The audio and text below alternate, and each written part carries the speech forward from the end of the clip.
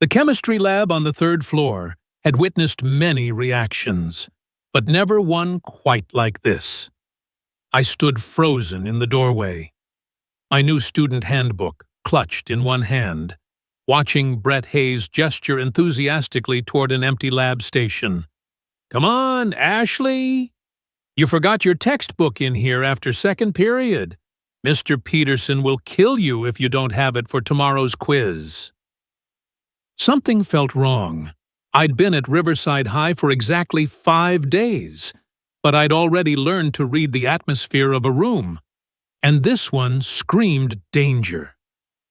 "I don't remember leaving anything," I said carefully, not moving from the doorway. Brett's smile faltered for just a second. No, I saw you put it down by the sink when you were washing your hands.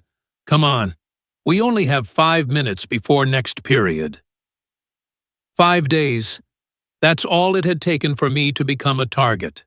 5 days of being Ashley Parker, the new girl from Pennsylvania, the only black student in most of my classes, the girl whose dad lost his job at the manufacturing plant, forcing another move, another school, another chance to try and stay invisible.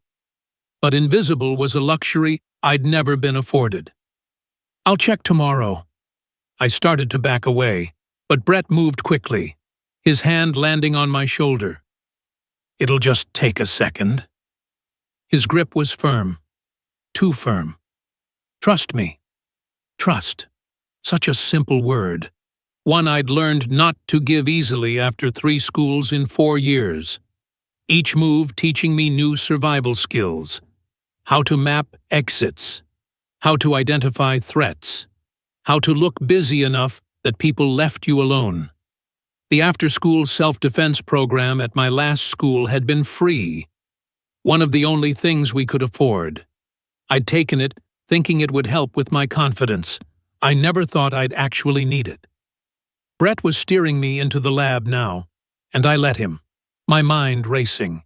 The handbook I'd spent hours studying clearly stated that students weren't supposed to be in labs without teacher supervision. But who was going to enforce that? The door clicked shut behind us. "There," Brett pointed vaguely toward the back of the room. "By the far sink." I took 3 steps forward before I heard it. Movement from behind the supply closet. My body tensed, every instinct screaming. But I kept walking, pretending I hadn't noticed.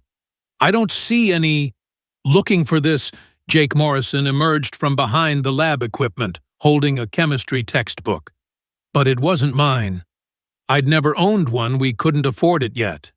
I'd been sharing with the girl who sat next to me, Jake Morrison, lacrosse captain, 6'2" of athletic privilege wrapped in a designer polo. The kind of guy whose father's law firm's name was on the new gym. The kind of guy who'd never heard the word no and meant it. 3 more shapes materialized from various hiding spots. My exit was blocked. The large windows showed nothing but empty sky we were too high up for anyone to see in. The thick walls that kept chemical fumes from spreading also kept sounds from escaping. They'd chosen this location carefully. "New girl initiation time," Jake said, setting the textbook down with deliberate slowness. "See, at Riverside, we have traditions, ways of welcoming fresh meat to the family." "I'll pass," I said, voice steadier than my hands. "I've got class." "No," Jake smiled, and it was the kind of smile that made my skin crawl. "You've got us, and we've got some very specific traditions for girls like you." Girls like me. The words hung in the air, loaded with meanings I didn't want to unpack. "Especially the pretty ones who think they're too good to talk to us," added Tyler Chen from my left. "Walking around like you own the place, like you belong here." "I do belong here," I said quietly. "My parents pay taxes just like yours." Jake laughed. "Your parents? You mean your unemployed daddy And your what cashier mommy. Yeah, I looked you up. Ashley Parker. Another charity case from the poor side of Pennsylvania. Another diversity statistic for Riverside's brochure. The words stung because they were designed to. But what he didn't know was that my mother had recently attended a legal workshop at the community center. Know Your Rights, a student and parent guide. She'd come home with a stack of pamphlets and a fire in her eyes, making me memorize every protection, every law, every recourse. What do you want? I asked, though I was beginning to understand. Just a little fun, Brett said from behind me. He'd moved to block the door completely. See, we run a little content creation business. And new girls? They're premium content. My blood ran cold. What? Oh, she doesn't know about the game. Tyler laughed. Jake, you wanted to explain? Jake moved closer, and I could smell his cologne, expensive and suffocating. It's simple. New girls get initiated. We film it, upload it to some very specific sites, make a little money, have a little fun, and you get to be part of Riverside history. I swallowed hard. That's illegal. That's been happening for 2 years. Jake cut me off, and nobody's stopped us yet. You know why? Because my dad owns half this town, because Tyler's uncle is the police chief, because Brett's brother runs for the school district, and because new girls, he leaned in close. Nobody listens to new girls. I thought about all the handbook rules I'd memorized, all the rights my mother had drilled into me, all the defense moves I'd practiced in that dingy gym back in Pennsylvania. None of it seemed like enough. 47 girls, someone said quietly from the corner.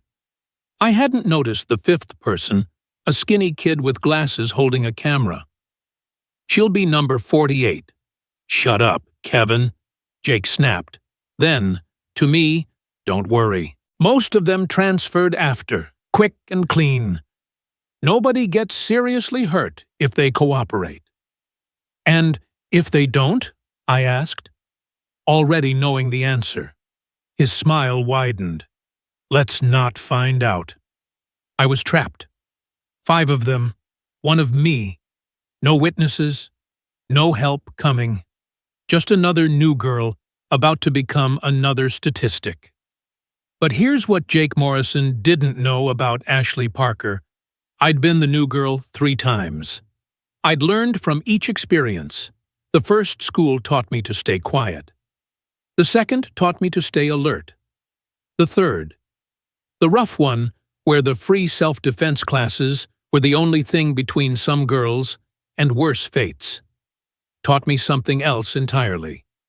It taught me that sometimes, when you're cornered with no way out, the only path is through. Okay, I said quietly, letting my shoulders slump in defeat. What do you want me to do? Jake's eyes lit up with victory. Now that's more like it. See? Boys, they all come around eventually. He moved behind me, close enough that I could feel his breath on my neck. First, let's see what you're hiding under that uptight little outfit. His hands went to my shirt collar. Time slowed down. I felt his fingers grip the fabric, felt him plant his feet to yank, saw Brett adjusting the camera angle, noticed the puddle of something probably from an earlier experiment on the floor by Jake's right foot. My instructor's voice echoed in my head, use their strength against them, use the environment, and ye always make the first move count. Jake yanked my shirt hard, expecting resistance. I gave him none. Instead, I twisted with his pull, using his own momentum. My hand shot up, grabbing his wrist as the fabric tore. But I didn't try to stop him. I redirected him, spinning my body, adding my force to his. The wet floor did the rest. Jake's foot slipped.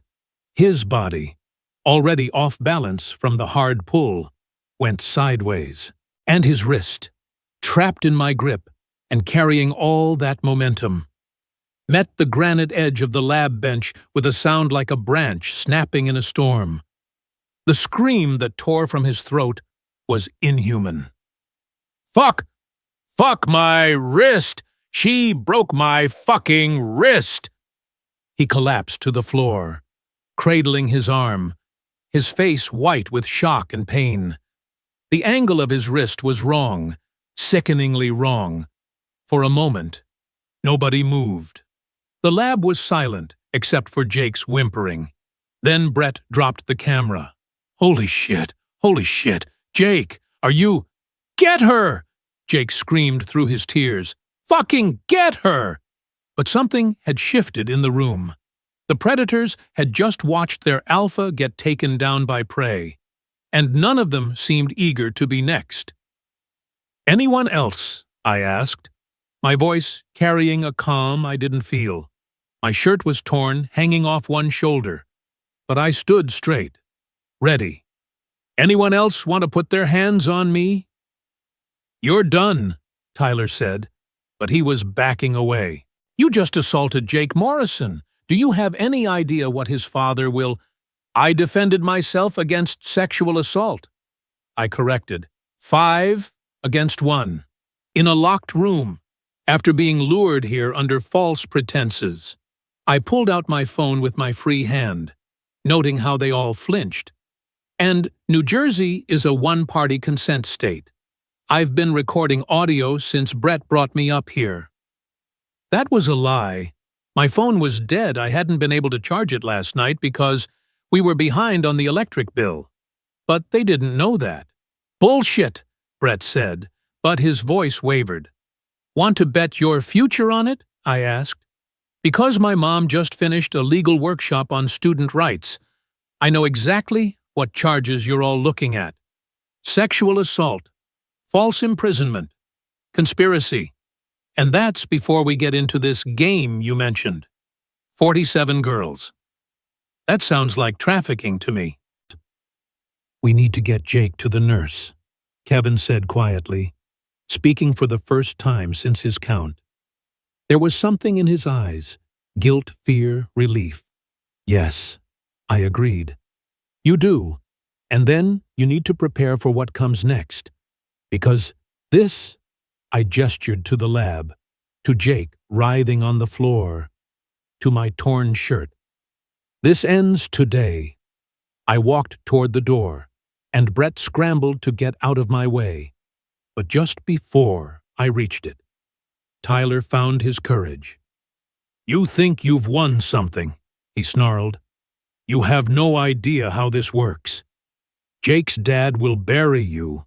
Your family will be destroyed. You'll be out of this school by the end of the week." I paused, hand on the door handle. "Maybe. But at least I'll leave with my dignity. And all of you, you'll leave with criminal records." The door opened before I could turn the handle. Madison Chen stood there, eyes wide with shock, as she took in the scene Jake on the floor. My torn shirt. The boys scattered around like guilty shadows. "Oh my God," she whispered. "They did it again. They actually— Ashley, are you okay?" Again, that word sent ice through my veins. "Get help," I told her. "Now." She ran, and I could hear her screaming for teachers, for security, for anyone. But I didn't move. I stayed in that doorway, keeping those boys trapped in their own hunting ground. My back straight, despite the adrenaline crash that made my knees want to buckle. "She's lying," Jake gasped from the floor. "She attacked me. You all saw it. She's crazy. She just went psycho and—" "Shut up, Jake," Kevin said quietly. He'd put the camera down, was backing away from it like it was poisonous. "Just shut up." 2 minutes later, the lab was full of adults, the school nurse, security, Principal Morrison himself, looking like he'd swallowed something sour as he surveyed his star athlete on the floor and the new girl with the torn shirt standing like an avenging angel in the doorway. "What happened here?" he demanded. "Sexual assault," I said clearly, making sure my voice carried. "Jake Morrison and these 4 boys lured me here, locked me in, and attempted to assault me as part of something they call the game. When Jake grabbed me and tore my shirt, I defended myself. He slipped on the wet floor and broke his wrist." "That's a lie." Jake tried to sit up, face contorted with pain. "She's making it all up. Tell them. Brett, tell them what really happened." But Brett was silent, staring at the floor. They all were, because they'd just realized something important. Their word against mine wasn't as simple when the evidence was a torn shirt, a broken wrist, and whatever Kevin had managed to film before dropping the camera. "Everyone stays put," Principal Morrison ordered. "Nobody moves until the police arrive." "Police?" Tyler's voice cracked. "Why do we need standard procedure for assault allegations?" the principal said coldly.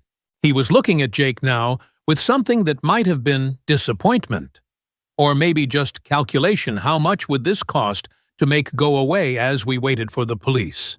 I became aware of a crowd gathering in the hallway. Word had spread fast.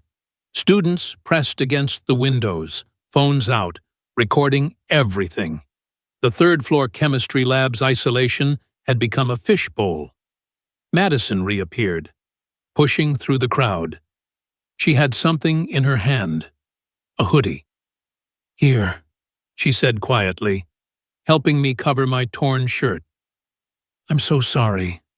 I should have warned you about Brett, about all of them. But I hoped they'd stopped after what?" I asked. Though I was beginning to understand, she glanced at the boys, then back at me. "After what happened last year, and the year before, and—" She trailed off, but her meaning was clear. 47 girls. I was supposed to be number 48. The police arrived, 2 officers who looked like they'd rather be anywhere else. I watched them survey the scene, saw the moment they recognized Jake, saw their expressions shift. "Mr. Morrison," the older officer nodded. "We need to take statements from everyone. Let's start with her," Jake interrupted, pointing at me with his good hand. "She's the one who assaulted me. Arrest her." The officer's jaw tightened. "Son, you're injured. Let's get you medical attention first. Then we'll sort out what happened." "What happened is she broke my wrist." Jake's voice was rising, panic setting in. "My dad's going to sue her into the ground. Her whole trash family.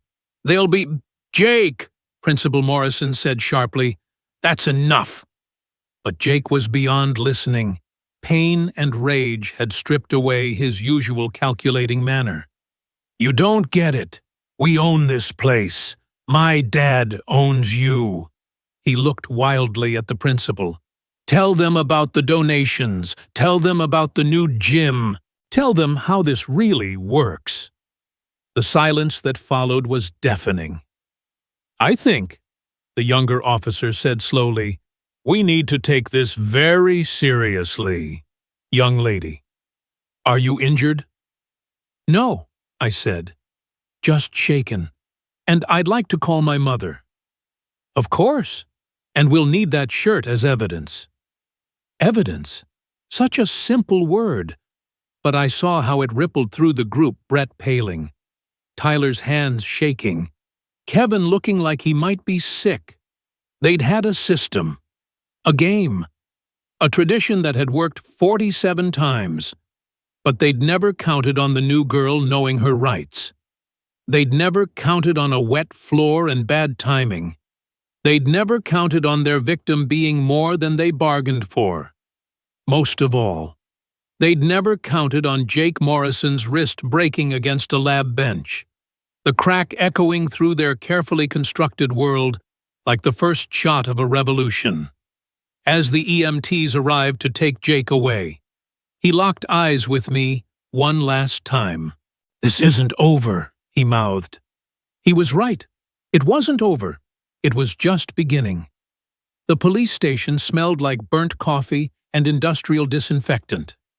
I sat in a hard plastic chair, still wearing Madison's hoodie over my torn shirt, watching my mother pace back and forth like a caged lioness. "They did what?" Mom's voice could have cut glass. 5 boys, locked room. And the principal knew about previous incidents. Detective Sarah Rodriguez, a woman with kind eyes and steel in her spine, nodded grimly. "That's what we're investigating. Ashley's shirt has been logged as evidence. The boy's wrist is definitely broken compound fracture. He's at the hospital now." "Good," Mom said flatly. "I hope it hurts." "Mom," I said quietly. "Don't you mom me. Ashley Nicole Parker. They tried to—" Her voice cracked. She'd been strong since I called her, but now, in the relative safety of the police station, the fear was catching up. "My baby. They tried to hurt my baby." "But they didn't," I reminded her. "The self-defense classes worked. Just like you always said, better to have the skills and not need them, than need them and not have them." She finished, sitting down beside me and pulling me into a fierce hug. "I'm so proud of you, and so angry, and so scared, and—" "I know," I whispered into her shoulder. "Me too." Detective Rodriguez cleared her throat gently. "I've been looking into similar incidents at Riverside. There seems to be a pattern, but most families accepted settlements and signed NDAs. This is the first time someone's fought back physically and pressed charges." "There won't be any settlement," Mom said firmly. "No NDA. No sweeping this under the rug. These boys are predators, and that school enabled them." "I agree. But I need to warn you, the Morrison family has already hired Thomas Brennan from Brennan, Chase, and Associates." Mom laughed, but it wasn't a happy sound. "Of course they have. Biggest law firm in 3 counties. They probably have the retainer on speed dial for Jake's messes." "You'll need a good lawyer," Detective Rodriguez said carefully. "This could get ugly." "I know someone," Mom said, "from the workshop. She gave me her card, said to call if we ever needed help. Diane Martinez." The detective's eyes widened slightly. "The Diane Martinez. She took down Westfield Academy last year. $30 million judgment." "That's her." My phone buzzed. Madison Chen had texted, "Are you okay? Can we talk?" "It's important." I showed Mom, who nodded. "Where?" "The coffee shop on Main Street," I typed back. "Bring whoever needs to come." An hour later, I sat across from Madison and someone I didn't expect, Carlos Reyes, a senior I'd seen around but never talked to. "I'm sorry," Madison said immediately. "I should have warned you about Brett. About all of them. But I thought maybe they'd stopped after—" She took a shaky breath. "After me. You were number—" I asked gently. 32, she whispered. "Last year, October. Same lab, same game, but I couldn't fight back. I just froze, and after, when I tried to report it, Jake's dad showed up with papers and a check, and my parents—" She shrugged helplessly. "We needed the money. Dad had just lost his job. They made it seem like it was my fault anyway." "It wasn't," I said firmly. "None of it was your fault. I know that now, thanks to this." She pulled out her phone, showing me a group chat called New Kid Survival Network. Carlos started it after his friend got targeted. "We try to warn new students, keep them safe, but we can't always—" "I've been documenting everything," Carlos interrupted. Every incident I could verify. Every pattern. And there's something else. I fixed the security cameras in the chemistry lab yesterday. The school's been claiming they're broken for months. But they're not. They just disconnect them when certain people need them disconnected. You have footage, Mom leaned forward. Everything, Carlos confirmed, from the moment Brett led Ashley to the lab until the police arrived. Already backed up to 3 different cloud servers. Why didn't you come forward before? I asked. His jaw tightened. My family's undocumented. Jake's father made it clear what would happen if I caused trouble. But seeing you fight back, hearing you mention those legal terms, maybe it's time to stop being afraid. Definitely time, said a new voice. We looked up to see Ms. Davidson, the guidance counselor, approaching our table. Mind if I join you? I have someone you need to meet. Behind her was a woman in her 30s, with sharp eyes and a sharper suit. Diane Martinez, she introduced herself. I understand you have a predator problem that needs solving. The next hour changed everything. Diane listened to our stories, took notes, asked pointed questions. When Carlos showed her his documentation, 2 years' worth of incidents, patterns, cover-ups, her eyes gleamed like a shark, scenting blood. This isn't just assault, she said finally. This is organized crime. RICO statutes could apply. Trafficking. If they've been sharing content across state lines, conspiracy, obstruction of justice. She looked at my mom. Mrs. Parker, your daughter didn't just defend herself. She may have exposed one of the largest school-based assault rings I've ever seen. The game, Madison said quietly. That's what they call it. New girls are worth points. Different acts are worth different points. They keep score, share videos. There's even a betting pool. Jesus, Mom breathed.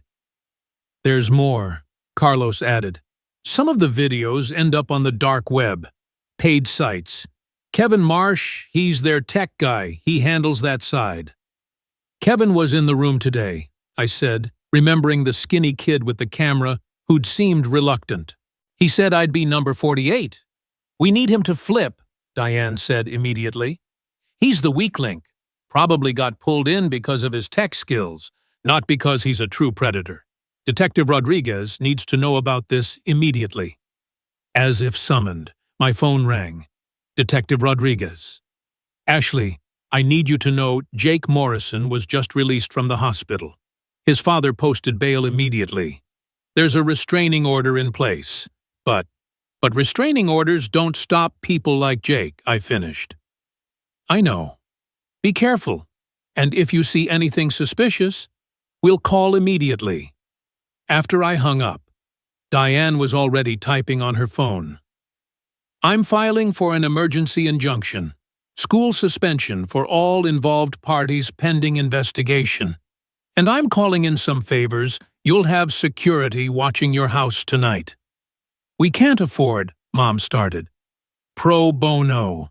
Diane cut her off. This case. This is why I became a lawyer. These privileged little monsters have been hunting girls for sport. And everyone's been looking the other way because of money and connections. Not anymore. That night, I couldn't sleep. Every car that passed our small rental house made me jump. Every noise could be Jake or his crew coming for revenge. Mom sat up with me, her old softball bat within reach. You know this is going to get worse before it gets better, she said quietly.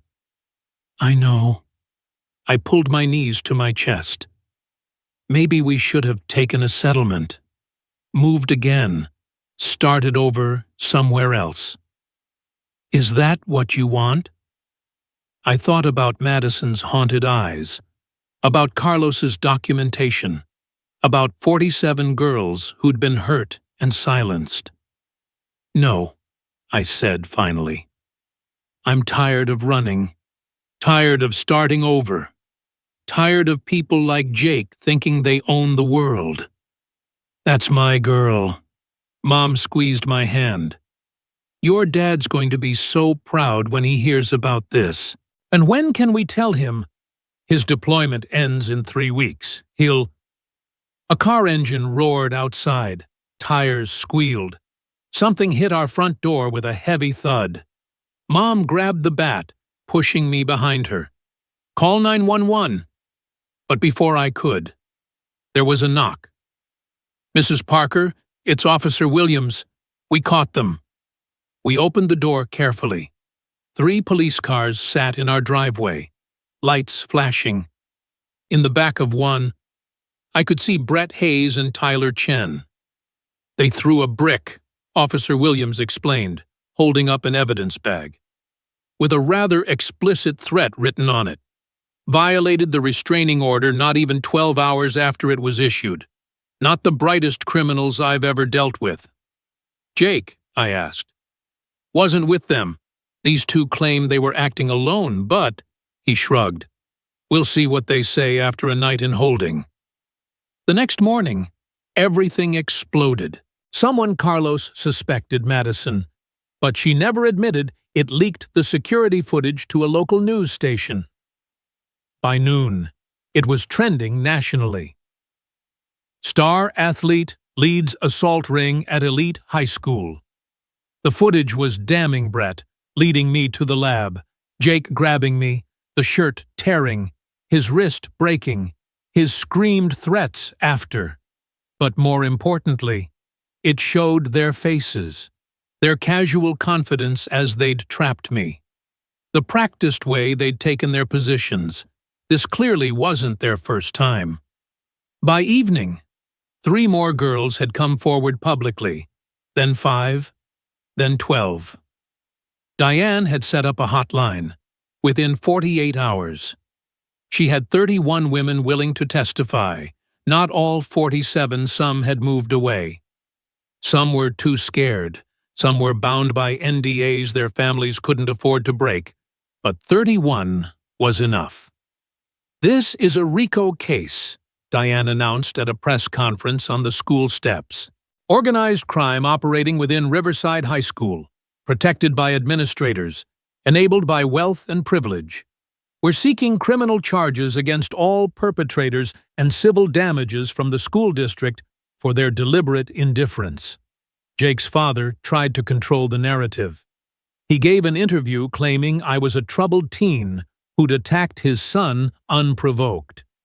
He hired a PR firm to paint Jake as the victim.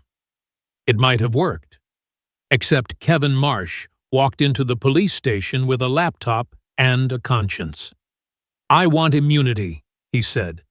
In exchange for everything, 2 years of videos, financial records, the betting pools, the client lists for the dark websites, everything. The FBI got involved after that. Turns out, crossing state lines with that kind of content is a federal crime. Jake's father's law firm tried to distance themselves when agents showed up with warrants. 2 weeks after the chemistry lab incident, I stood in a courtroom for Jake's arraignment. He looked smaller in an orange jumpsuit, his wrist in a cast, his usual swagger replaced by something that might have been fear. The charges were read sexual assault, attempted rape, false imprisonment, conspiracy, distribution of illegal content. The list went on. How does the defendant plead? Jake's new lawyer, his father's firm had dropped him, started to speak. But Jake interrupted. She broke my wrist, he shouted, pointing at me with his good hand. She's the criminal. This is all backwards. My father will... The defendant will control himself, the judge said coldly. She was an older black woman who looked thoroughly unimpressed with Jake's outburst. And given the evidence presented, including video footage of the assault and testimony from 31 victims, bail is denied. The defendant will remain in custody pending trial. The sound Jake made as they led him away was almost worth everything. But the real victory came a month later. The trial was a media circus. Jake's father tried everything: claims of mental illness, offers of rehabilitation, even an attempt to blame Kevin for corrupting his son. But 31 women telling their stories, backed by video evidence and financial records showing the profit from their pain, painted a clear picture. Jake Morrison was sentenced to 8 years in juvenile detention, with mandatory registration as a sex offender upon release. Brett Hayes, 5 years. Tyler Chen, 5 years. 2 others who'd been identified through the investigation, 3 years each. The school district, facing a massive lawsuit, settled for $47 million to be divided among the victims. Principal Morrison resigned in disgrace when it came out he'd been destroying reports for years. 13 staff members were fired for failing to protect students. But more importantly, things changed. The New Jersey State Assembly passed the Student Protection Act, requiring independent oversight of assault allegations in schools. No more internal investigations, no more cover-ups, no more protecting predators because their families donated to the football team. 6 months later, I stood in front of a room full of teenagers, my torn shirt displayed in a frame behind me. "This shirt," I said, "represents the moment everything changed, not just for me, but for every student who'd been told their safety mattered less than someone else's reputation." I ran workshops now. Know your rights. Teaching kids, especially new kids, especially vulnerable kids, how to protect themselves legally and physically, how to document, how to report, how to fight back. Madison helped run the New Kid Support Network, now an official school program with adult supervision and resources. Carlos had gone to college but still maintained the anonymous tip system he'd developed, now used in schools across the state. Ms. Davidson became the new principal of Riverside, implementing changes that made it actually safe for all students, not just the privileged few. And me, I was still at Riverside, still in the back of math class. But now I wasn't alone. Now new kids sought me out, knowing I'd help them navigate safely.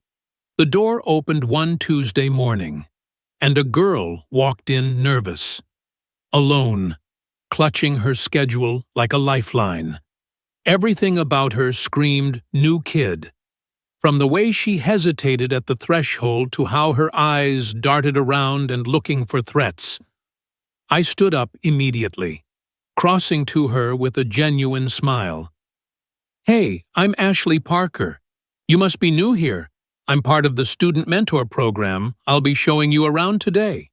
Relief flooded her face. "I'm Keisha. I just moved from Detroit.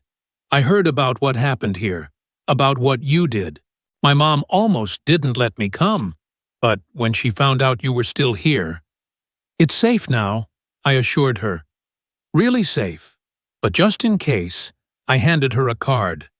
"This has my number, the anonymous tip line, and contact info for free legal consultation.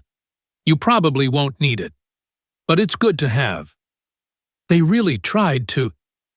She glanced at the display case where my torn shirt had been permanently installed with a plaque reading, "Evidence of Change." "They tried," I confirmed. "They failed, and now they're in prison while we're here, making sure no one else has to go through what we did." As I showed Keisha around the safe bathrooms, the monitored areas, the support resources, I thought about how different her first week would be from mine.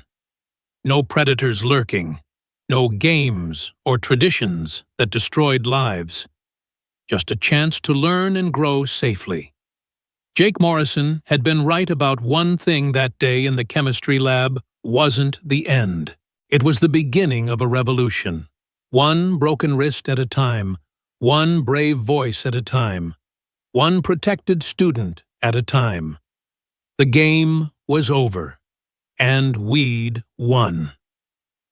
That evening, as I worked on homework at our kitchen table, my phone rang.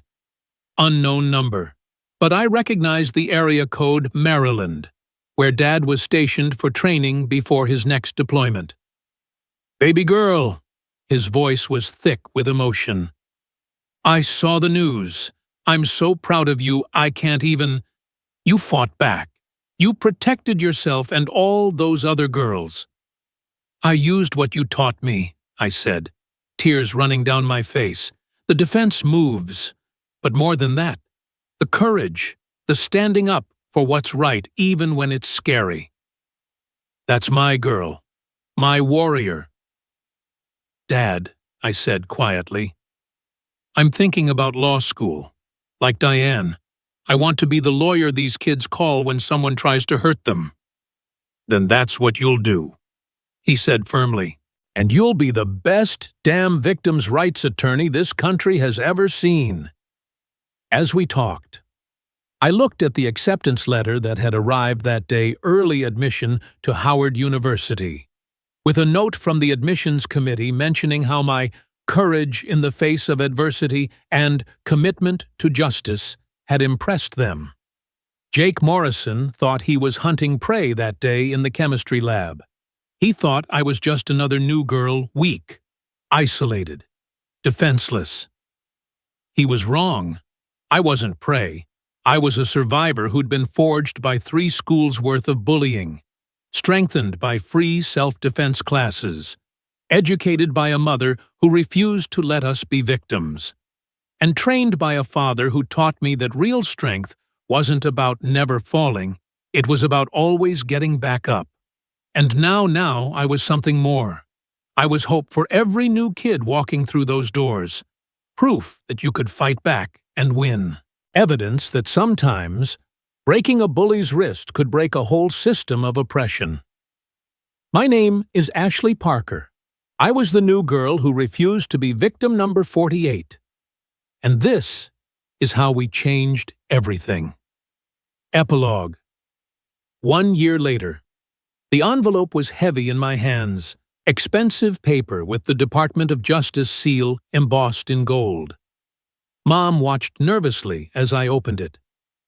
"Dear Ms. Parker," I read aloud, "the Attorney General's office is pleased to inform you that you have been selected as this year's recipient of the National Youth Courage Award for your instrumental role in exposing and dismantling organized criminal activity within educational institutions."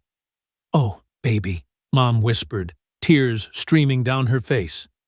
But I was reading the next part, the part that made my own tears fall.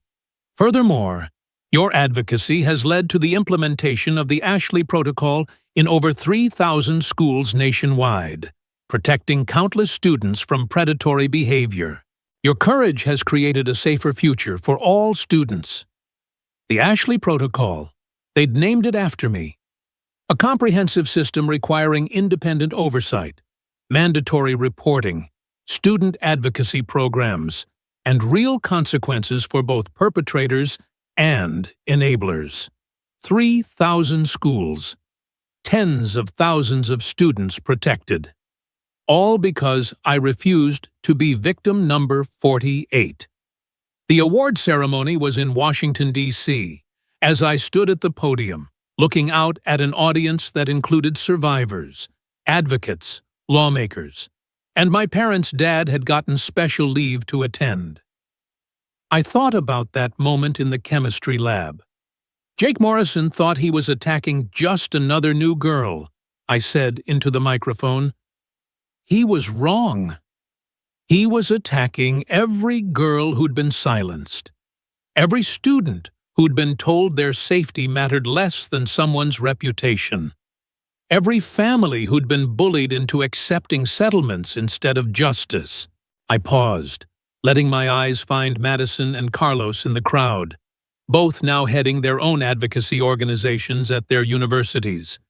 But most importantly, He was attacking the future, a future where predators face consequences, where schools protect students, not statistics, where being new, being different, being vulnerable doesn't make you prey, it makes you worthy of protection.